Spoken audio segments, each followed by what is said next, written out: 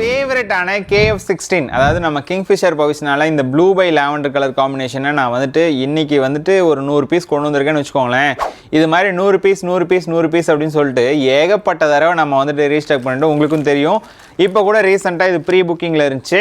But இன்னைக்கு இந்த சாரியை நீங்கள் ப்ரீ புக் பண்ண தேவையில்லை. ரீசன் என்னென்னா 100 பீசஸ் வந்திருக்குங்க.